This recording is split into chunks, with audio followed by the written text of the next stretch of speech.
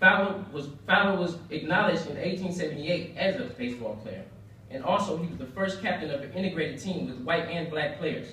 And he was signed and played for a team in Stillwater, Minnesota in 1884. A sister by the name of Lena Smith was the first African-American woman in Minnesota to be licensed to practice law. She soon emerged as one of the most unique and effective activists ever. She argued against police brutality and housing discrimination towards her people.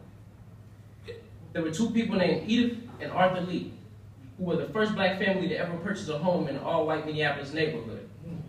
And they had to deal with the harassment and regular crowds being gathered outside of their homes, petitioning against them living in the neighborhood. Lena Smith, the lady who I mentioned, who was the first African-American to be allowed to practice law in Minnesota, ended up coming to the rescue of that family. And she advocated against the harassment and discrimination that was going on towards them, which later stopped. Last but not least is a man named Fred Jones, who was an inventor and a race car driver. And Fred Jones was one of America's greatest engineers. And what made him so great is that he was self-taught, no education at all. He worked on perfecting the refrigerated transportation, made the first refrigerated truck within a 30-day time frame that was given to him by his boss, Joe Numero. Wow. Fred also made the first sound system in a theater, and that was in a theater in Halleck, Minnesota. And he also made the first portable x-ray machine for a Halleck, Minnesota doctor. Mr. Jones went on to be the first African-American to receive the National Medal of Technology. Now, after all of that history, let me get into the serious part. We, my generation, our generation, have a few problems we have to deal with. First of all, the biggest problem is self-hatred, which leads into our violence against one another.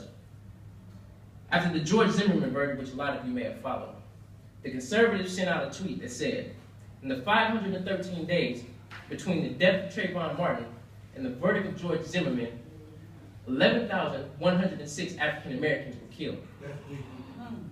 Out of that 11,106 African Americans, 93% of them were murdered by other African Americans. Wow. Go ahead, young man. See, what we can't do is we can't stand up and say what we won't allow other people to do to us, and then turn around and do it to ourselves. The sense of brotherhood, sisterhood, and community must be reestablished as it once was. The people sitting in this room, and some of them are left, but the people who sit in this room are the change agents. We are the ones who are meant to be the reestablishers. We are the ones who are meant to be the mediators. The more we learn that violence is a form of self-hate, the more we can implement self-love. We need more men, because men are the leaders of the community and of the family.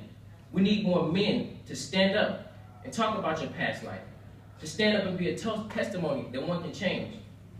We need to show that you can make it from a negative lifestyle to a positive lifestyle, to show that after the streets there truly is success.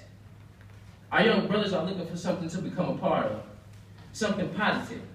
Thus the reason myself and a few other associates who over the years have become close friends formed an organization, MOBB, you can say MOB, but the acronym stands for Men of Better Business, whose membership is made of brothers who have experienced street life on many different levels, and along with some other brothers who have never had a foot stepped in the street. All in all, we are a brotherhood based on self-pride and self-reformation, thriving off of self-knowledge, aiming to organize and strategize ways in which we will be sources of motivation to our young brothers and our young sisters in our communities, inspiring them to want to follow suit and to become better individuals. In addition, we aim to be the protectors of our communities, ridding them of illicit drugs, violence, and other negative influences.